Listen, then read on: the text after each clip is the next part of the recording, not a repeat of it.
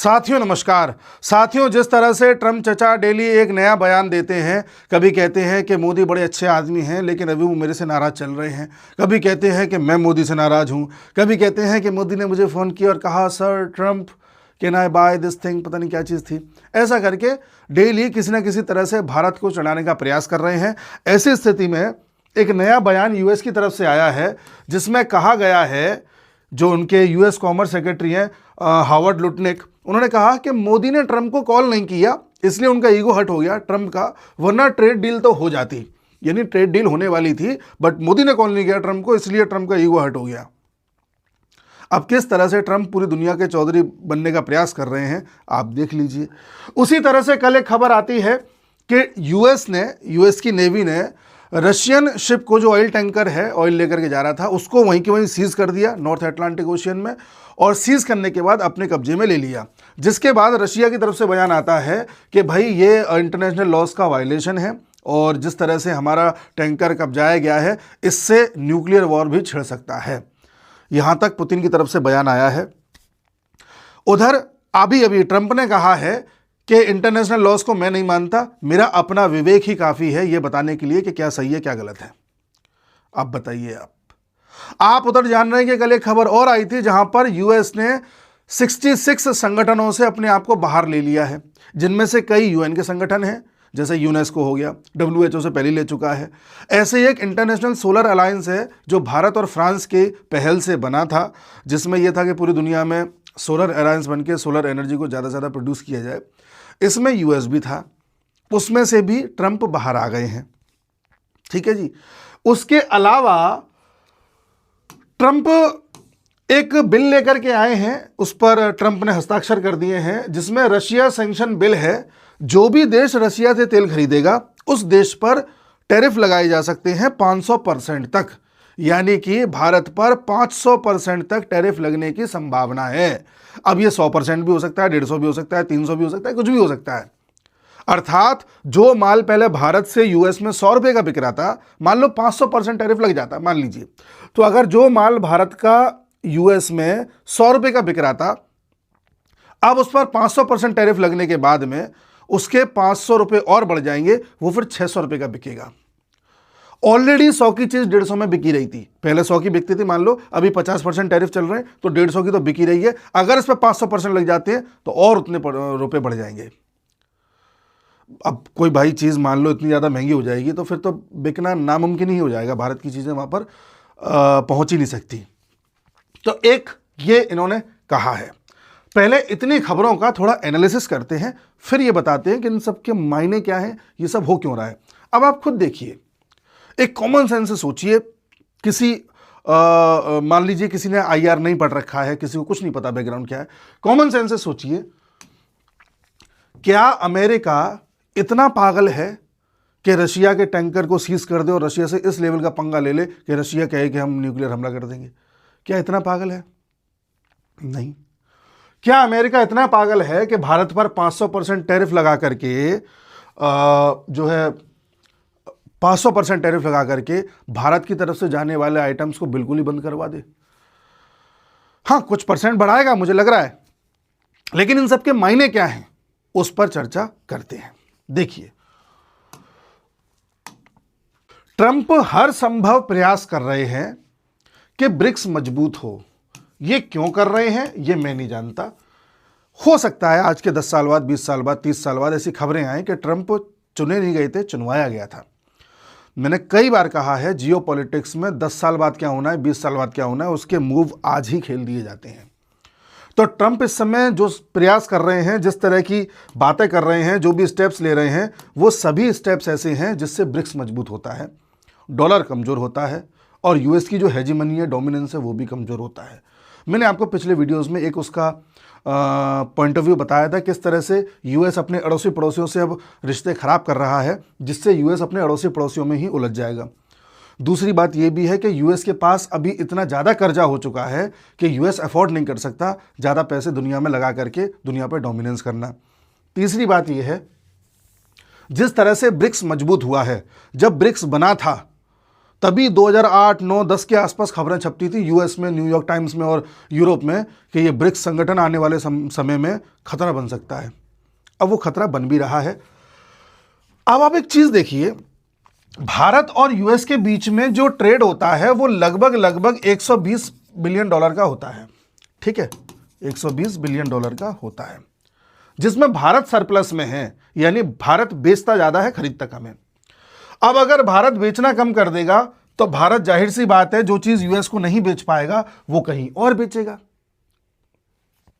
अब कहीं और में भारत ने कई देशों से डील की होंगी कि भाई हमारा सामान ले लो, ऐसे करके अलग अलग ट्रेड डील्स करी हैं, जिसमें यूरोपीय यूनियन भी है, अन्य देश भी हैं, चाइना भी है।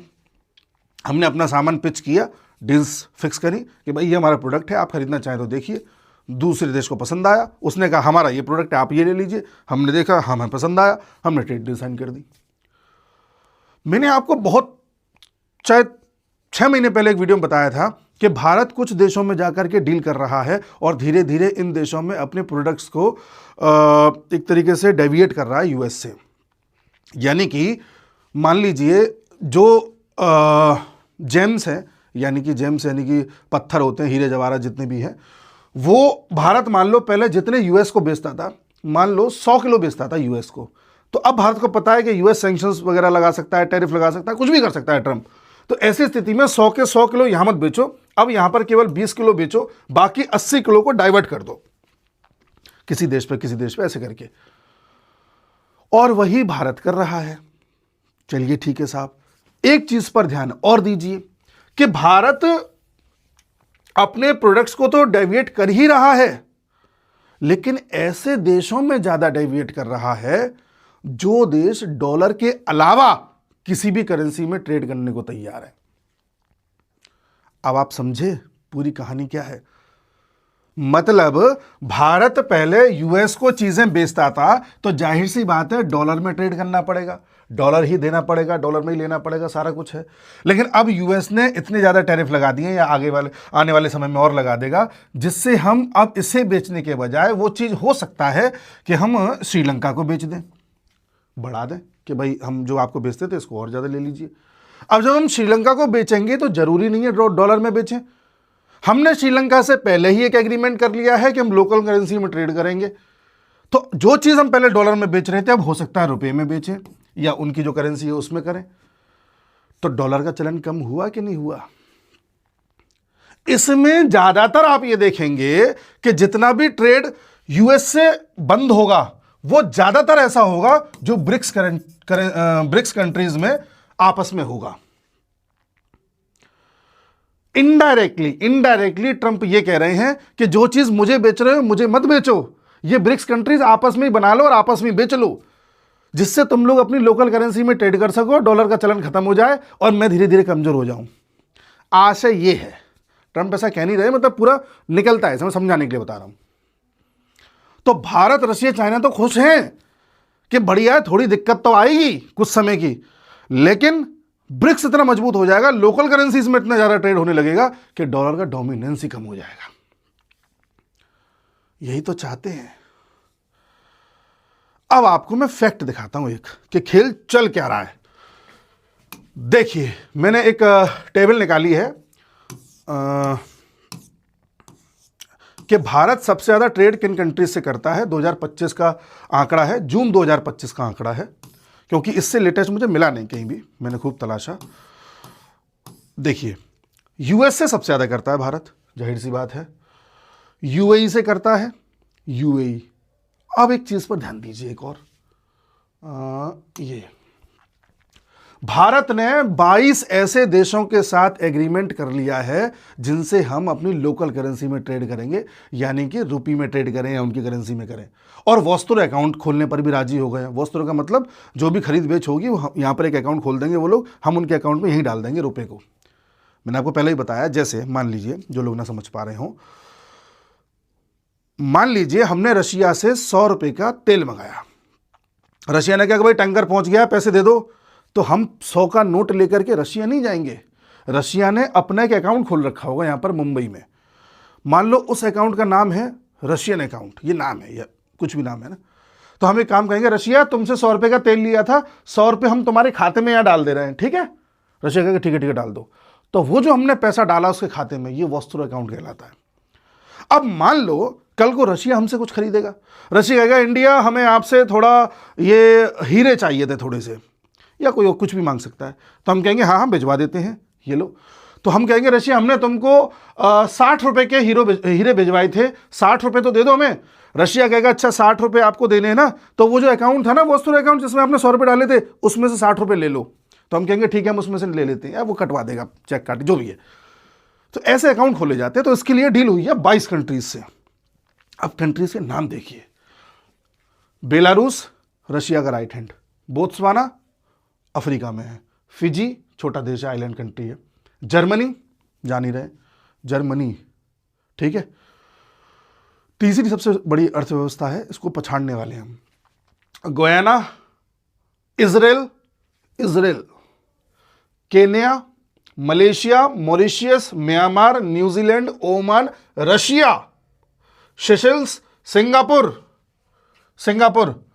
सिंगापुर में जाकर के मोदी जी ने डील करी है 2024 में कि हम आपके समुद्र में मिलने वाले प्रेशियस मिनरल्स लेना चाहते हैं, तो उन्होंने कहा ठीक है ले लेना, डील हुई है।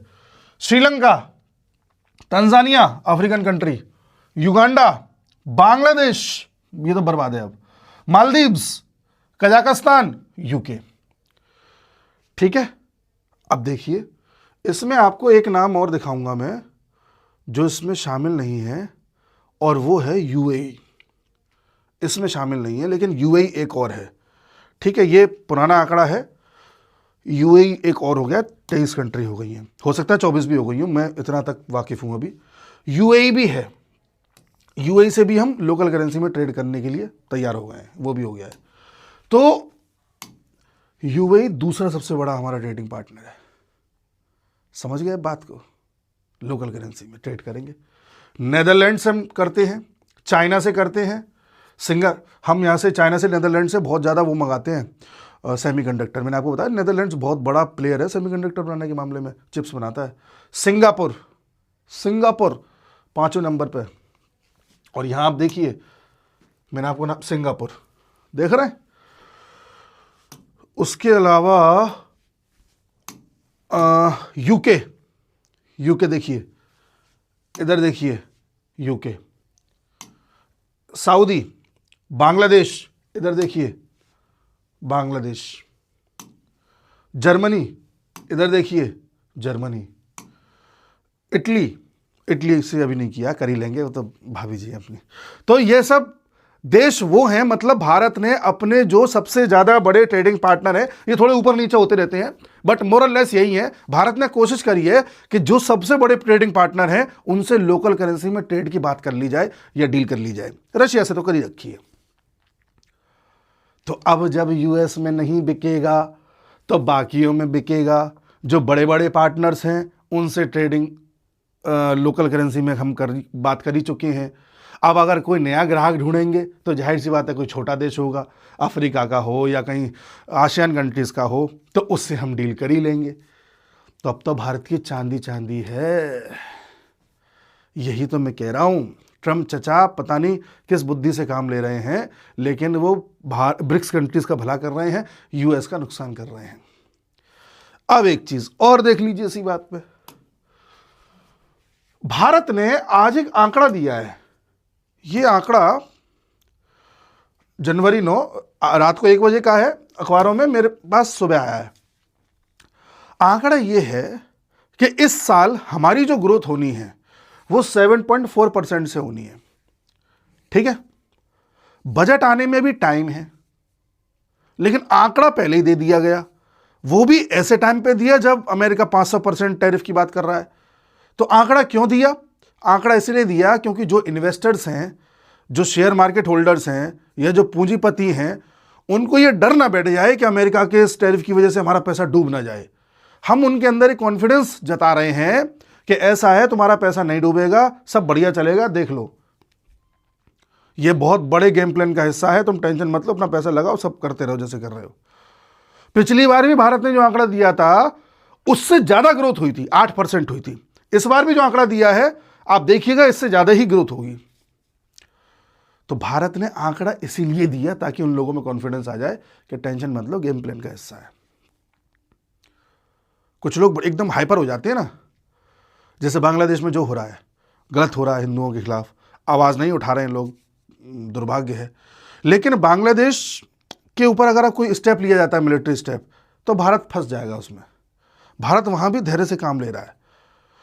ठीक है, हमें आवाज़ उठानी चाहिए, दुनिया को बताना चाहिए, ज़्यादा से ज़्यादा वोकल होकर के बांग्लादेश का विरोध करना चाहिए, लेकिन अभी कानूनी कार्रवाई या कोई ऐसा हमला नहीं करना चाहिए, उसमें गड़बड़ हो जाएगा मामला। गेम प्लान का हिस्सा है।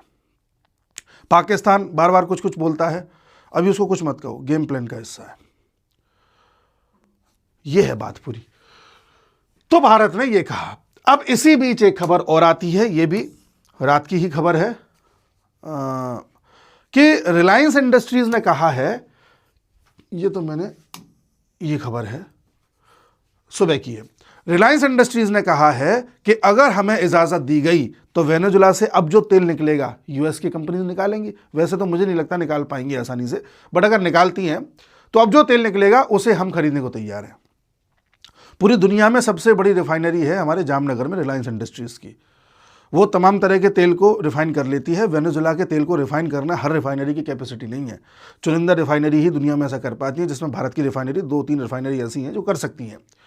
तो रिलायंस ने कहा है कि हम वेनेजुला का तेल रिफाइन करने को तैयार हैं। भारत क्यों कह रहा है कि भारत को उससे क्या मतलब कि वेनेजुला में क्या हुआ क्या नहीं हुआ, यूएस किसको ले गया, इमोशनल होकर काम नहीं लेना। अब यूएस वहाँ से तेल निकालेगा वेनेजुला से, गाढ़ा तेल है, सस्ता बेचेगा, क्योंकि उसे हर कोई खरीदेगा नहीं। अब जब खरीदेगा ही नहीं तो फिर वो सस्ता बेच बेच के कैसे भी कुछ तो करेगा ही उसका। तो हम खरीदेंगे, हम रशिया से भी खरीदेंगे, वहाँ से भी खरीदेंगे, हमें तो फ़ायदा चाहिए। ठीक है, तो कुछ तो खरीदेंगे। तो ये बात है कि अब जो हो रहा है वो कुछ ऐसा है जो आने वाले समय में आपको इसका रिजल्ट देखने को मिलेगा। कुछ लोग जो अभी हाइपर हो जाते हैं वो टेंशन ना लें। हमने तेल का भी डाइवर्जन किया हुआ है। हम तेल यहाँ से भी मंगा रहे हैं, गल्फ कंट्रीज से, हम तेल रशिया से भी मंगा रहे हैं, हम तेल यूएस से भी मंगाते हैं, ऐसा नहीं है। और अब हम मान लो हम वेनेजुला से भी मंगाते हैं, पर वो वाया थर्ड पार्टी मंगाते थे। अब यूएस अगर डायरेक्ट बेचेगा तो हम इससे भी मंगाएंगे। तो हमने अपने तेल के स्रोतों का भी डाइवर्जन कर रखा है कि कल को हमारे यूएस से संबंध खराब हो जाए तो बाकी जगह से ले लेंगे, गल्फ कंट्रीज से संबंध खराब हो जाए तब भी हम पे ऑप्शन है। We are having options. हमने हर चीज़ में अपनी ट्रेड को डाइवर्ट कर रखा है, चाहे तेल का ट्रेड हो या नॉर्मल ट्रेड हो। तो गेम बड़ा खेला जा रहा है। अब आप कहेंगे कि वो जो उसका रशिया का जो टैंकर सीज कर दिया था उसका क्या मायने हैं। टैंकर सीज करने का मायने सिर्फ इतने हैं ताकि दुनिया को ये बताया जा सके या ये रियलाइज कराया जा सके कि मार्केट स्थिर रहना चाहिए। दुनिया में जिस तरह से अभी ट्रंप स्टेप ले रहे हैं, कभी इसको हड़का, कभी इसको हड़का, कभी भारत पर टैरिफ लगा देंगे, तो जिस तरह से दुनिया में गा रहे हैं, हो सकता है मार्केट क्रैश कर जाए, एक पैनिक हो जाए कि यार यूएस कभी भी कुछ भी कर सकता है। तो उस पैनिक को काउंटर करने के लिए जानबूझ करके रशिया ने धमकी दी है कि हम न्यूक्लियर अटैक कर देंगे, ताकि दुनिया को अब यह भरोसा हो जाए कि यूएस ज़्यादा दादागिरी दिखाएगा तो रशिया खड़ा है इधर। एक पहला पॉइंट। दूसरा पॉइंट यह है कि इस तरह से जो ये पूरी स्थिति पैदा की गई है, इसमें कोई किसी पे हमला नहीं करेगा, ना यूएस करेगा ना रशिया, वो तो कभी जिंदगी में नहीं करेगा। बट इस तरह की स्थिति के बाद अब जो डोमिनेंस या जिस तरह का आधिपत्य जमाया जाएगा आर्कटिक सर्कल में, वो आप देखते जाइएगा। ठीक है। दूसरा, नेटो कंट्रीज का जो सो कॉल्ड सब्र का बांध है वो भी टूट जाए, इसलिए इस तरह की पैनिक क्रिएट किए जा रहे हैं।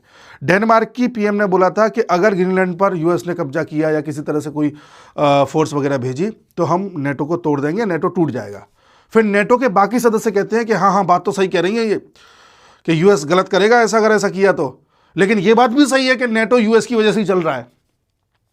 दोहरे उन्होंने जो है बयान दिए हैं। तो वो डेनमार्क की पीएम तो देखती रह गई हैं, तुम किसकी तरफ हो? तो नेटो वाले कहते हैं कि मैडम हम तो आपकी तरफ हैं, ऐसे करके। एक बात और है, यूएस या ट्रंप ने पहले बोला था, अभी कुछ दिन पहले, कि यूरोपीय यूनियन में से इटली को, जर्मनी को, ऐसे 4 देशों का नाम लिया था, मैं नाम भूल गया, 4 बड़े देशों का नाम लिया था कि इनको बाहर हो जाना चाहिए यूरोपीय यूनियन से। अब एक डेनमार्क भी ऐसा आ गया। तो धीरे धीरे यूरोप के देशों में भी अब ये उनको रियलाइज़ कराया जा रहा है कि यूएस तुम्हारे साथ नहीं है, ध्यान रख लो, ना नेटो में है, ना यूरोपीय यूनियन के हिसाब से है, ना किसी तरह से है। यूएस अपने हिसाब से इनमें से 2-3-4 देश ऐसे चुनेगा जिनके साथ डील किया करेगा। बाकी कोई ये सोचे कि पूरा यूरोपीय यूनियन एक है, यूएस के साथ है, ये सब नहीं चलेगा। अब ये संदेश दिया जा रहा है। एक पैनिक की सिचुएशन जो यूक्रेन में तैयार की गई है वो तो यूरोप को डराने के लिए की ही गई है, साथ में इस तरह की सिचुएशंस और पैदा की जाएंगी जिससे यूरोप को ये कन्फर्म हो जाए, दुनिया को भी कन्फर्म हो जाए कि अब यूरोप और यूएस एक नहीं रहे हैं। तो ये सारा खेल है वही डीडॉलराइजेशन वाला, ब्रिक्स को मजबूत करने वाला। समझ रहे हैं आप? तो बिल्कुल आराम से चीज़ों का अध्ययन करें, सब समझ में आ जाएगा कि चाल किस तरफ चल रही है और कैसे चल रही है। हम मिलेंगे अगले वीडियो में, तब तक के लिए नमस्कार।